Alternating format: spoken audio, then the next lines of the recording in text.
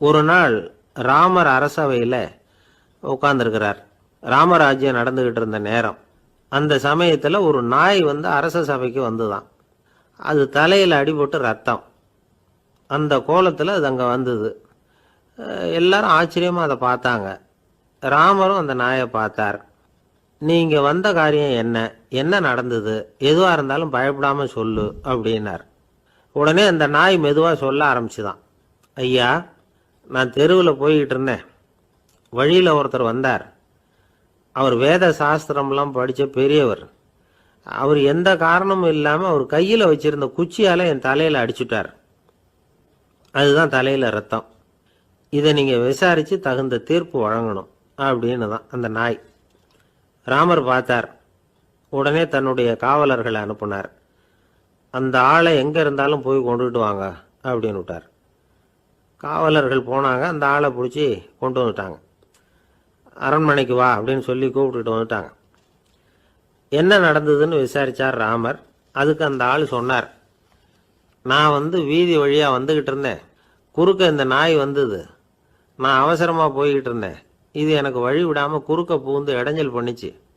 எனக்கு கோபம் வந்துட்டுது. அதனால் அடிச்சுட்டேன்.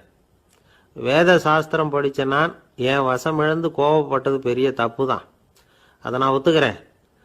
குற்றத்தை ஒப்புக்கொள்கிறேன். எனக்கு என்ன தண்டனை கொடுக்கணுமோ அதை கொடுங்க, ஏற்றுக்கிறேன் அப்படின்னு விட்டார். சரி, இப்போ அந்த ஆளுக்கு தண்டனை கொடுக்கணும். என்ன தண்டனை கொடுக்கறது யோசனை பண்ணார் ராமர். அதையும் அந்த நாய்கிட்டே கேட்டார். நீயே சொல்லு, என்ன தண்டனை கொடுக்கலாம் இவருக்கு அப்படின்னார். இதுக்கு அந்த நாய் என்ன சொல்லிச்சு தெரியுமா?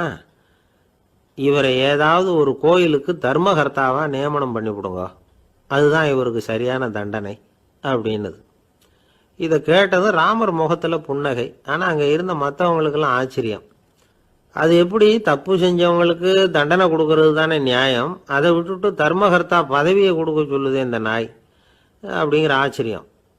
இந்த சந்தேகத்தை அந்த நாய்கிட்டேயே கேட்டாங்க அங்கே இருந்தவங்க. இதுக்கு அந்த நாய் பதில் சொல்லிச்சான். நான் போன பிறவியில் ஒரு கோயிலுக்கு தர்மகர்த்தாவாக இருந்தேன். எவ்வளவோ கவனமாக எச்சரிக்கையாக தான் என்னுடைய கடமைகளை எல்லாம் செஞ்சுக்கிட்டு வந்தேன். அப்படி இருந்தாலும் சில சமயங்களில் என்னையும் மீறி கோயில் செல்வத்தை நான் அனுபவிக்கிறதுக்கு காரணமாயிட்டேன். ஒரு கோவிலுக்கு தர்மகர்த்தாவாக இருக்கிறவங்க எப்படியும் இந்த பாவத்திலேருந்து தப்பிக்கிறது கஷ்டம். அதனால தான் நான் இந்த பிறவியில் நாயாக பிறந்து இப்படி கஷ்டப்படுறேன். இதே நிலைமை இந்த ஆளுக்கும் ஏற்படணும் அப்படிங்கிறதுக்காக தான் அவரையும் ஒரு கோயிலுக்கு தர்மகர்த்தாவை நியமிக்கும்படி கேட்டுக்கிட்டேன் அப்படின்னு தான் இந்த நாய்.